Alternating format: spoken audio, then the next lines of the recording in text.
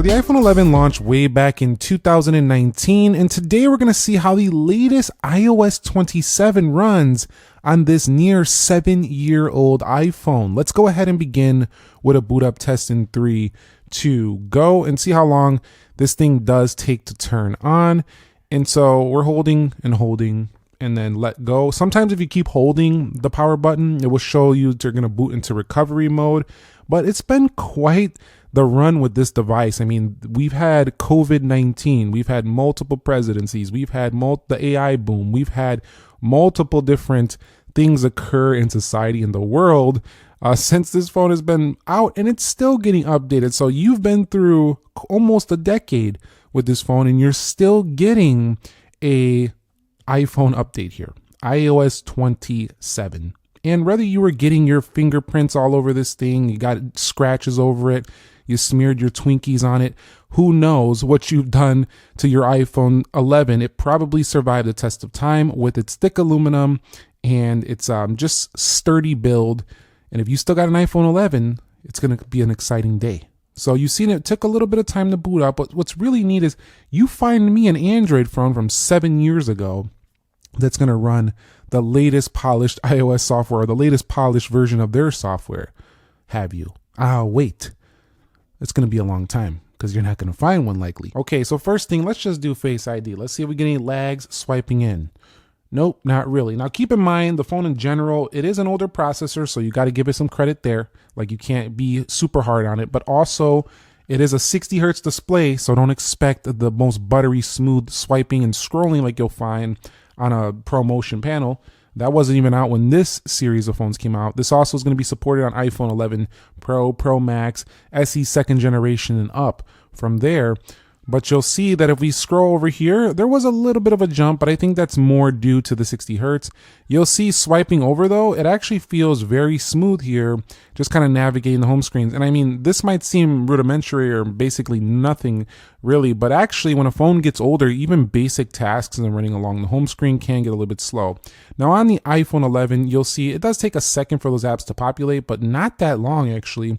Back in some previous beta years with even this phone, it would be like showing that like developer looking icon thing where it's like shows the lines in between the app and you don't even see the app icon. So it appeared pretty quickly. Also, kind of just scrolling through the home screens, we are seeing pretty responsive performance here. If I go like this, no real lag or anything like that. Let's go ahead and hold down and take a look at these different pages. And if I go over there, not a big issue. They seem to appear pretty fine. No real lag right there. And Apple did talk about during WWDC that the older iPhones are going to have a CPU scheduler on here, and so basically going to keep them running pretty smooth. This is really awesome for people who have these older iPhones. I really love this. Also, let's go ahead and customize and take a look at the icons. We'll go to the clear tinted or the clear icons here. You can see they populated pretty nicely. And some of the recent versions, when you would go to switch the icons into something clear or tinted, they would not always respond properly. And this is only beta 1 and it's responding very nicely. You'll see right there. So this is great that we're seeing a polished and performance update year for iOS, because even these older iPhones are going to benefit from this. I really love this. Let's go over here back to default icons, and you'll see that the icons definitely look a little bit sharper than before. So this is actually giving your iPhone 11 a fresh paint job. One of the complaints I had before was going to the control center area. If I add control, it was super laggy in here, and even worse on these older iPhones. Now, even on this phone, it's scrolling at a smooth 60 hertz here and not really lagging up at all. And so this is really nice to see that you can search these controls without a laggy mess going through. Actually, this is smoother than my current 17 Pro Max going through this section. They fixed this here in iOS 27, so I do really like this quite a bit. Now if we go and add a control here, you'll see I can bring it around and things are pretty smooth there. You can also add another control to extend to another page, so we'll do calculator there. And if we kind of like move things around, you'll find that they're pretty responsive in here as well. No real delays or lag in that area.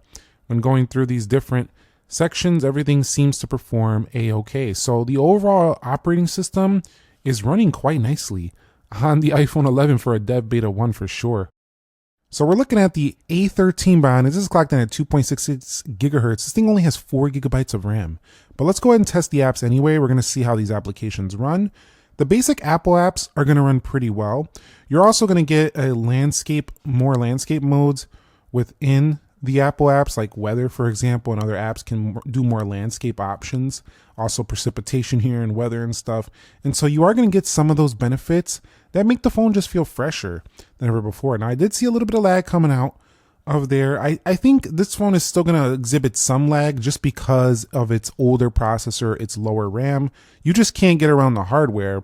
You can only do so much. But one thing that is good about the iPhone 11 is that this software is going to operate pretty well on older hardware. So pretty neat stuff here. Let's go to Groupon, and you'll see as third-party start to open, third-party apps. These should also be improved with animations and performance, but again, it's going to be held back by how long it takes developers to update these. But also, the older CPU it's just not going to launch things as quick. But still, the thing is that when I was pre-testing before this video, I found no app crashes on any apps. So that was pretty surprising. See again right there, a little bit of a touch response delay, just slightly. Of course, you're gonna have to be a little patient when loading something like Free Fire. And another thing I'm noticing is my phone's getting really warm on the back, especially during the initial setup process. Expect the iPhone 11 to get extremely warm, almost, I would say, uncomfortably warm. So I would say just set it up on a cool surface, let it do its update, let everything get updated, index, and then just kind of like then use it. Put your case back on, you should be fine. But it definitely gets warm under this process. So you can see we did get an app crash on Dead Trigger. That could be update based. Might need an update. It can happen though. Crashes can happen, so I'm going to leave it in the video. What's weird about this phone is that it still feels really nice, even though it's 7 years old. Yes, it's dated. It definitely feels dated, but it doesn't feel cheap. It still feels like a $700 phone that just lost its value due to age. That's it. Let's go over here and swipe. And you'll see running pretty fine. Casual games should eat these up for breakfast. Let's go over here to, we'll go to 3D Mark. And you see when I came back, there was a little bit of a delay there where it kind of swiped me over. And those things are to be expected on this older phone. You'll see coming out, there's a combination of the 60 hertz making that look a little bit slower and the fact that this phone is getting a little bit older. But you've seen that I can run all these apps, and they're not like, these are not like life-changing slower speeds. Like, this is still fast enough to do daily functions. Like, you're not going to be like, you can't get by. You could definitely still get by with the iPhone 11. Is it great? Not in all areas, but is it usable? For sure. Battery life has definitely taken a hit. It's a beta for sure, but not any worse than what I've seen on 26, so it's not that bad. And here are the benchmark scores. You can see 1728 on the single and 3813 on that multi-core score. Over here, it's scoring better than the average iPhone 11, which is a rare feat because usually updates like this, like these newer iOS updates, don't always give you a better overall performance. So this is one of those rare years where if you have an older iPhone, you are definitely going to be winning by updating to the latest version. Let's go over here to 3D Mark, and we'll go ahead and run a 3D Mark Wildlife Extreme test. We'll see how it handles this. I will say that the phone has cooled down since my multiple app launches, so that tells me that some of the apps are warming this phone up a little bit, certain not properly updated apps. So keep in mind that on this beta, some of your apps that are not updated for the latest version might cause a little bit of thermal issue for you on this beta. So that's just something to keep in mind. We'll be back when the 3D Mark Wildlife Extreme scores are in. So as expected, due to the hardware, we're going to have not the highest frame rates per second, about 10 FPS, 1573. Again, this is the older iPhone, so more than 70% of devices on the market are scoring better than this. But overall, you know, this phone can still run some casual games. It could probably even run some of the more heavy games, just going to be probably a little bit lower graphics settings. Let's do one more thing before we get up out of here. Let's go ahead and launch the camera. So let me bring in this iPhone 17 Pro Max here, and I'll hit the camera launch icon there, and you've seen pretty respectable. We also still have the ultra wide, which is something not even the iPhone, what is it, the iPhone Air doesn't even have that. So You still have a feature there. And shockingly, this camera actually still looks pretty good.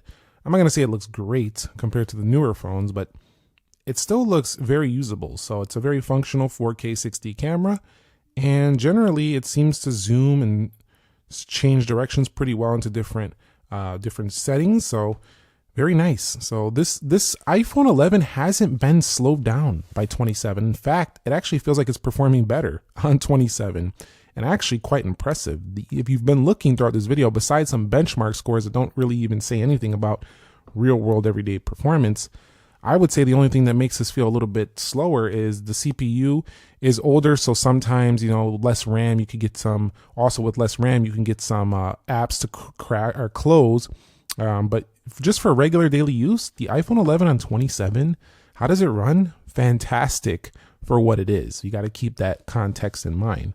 So if you want to see any more of these older iPhone update videos on iOS 27, just start commenting down below some of the phones you're thinking about.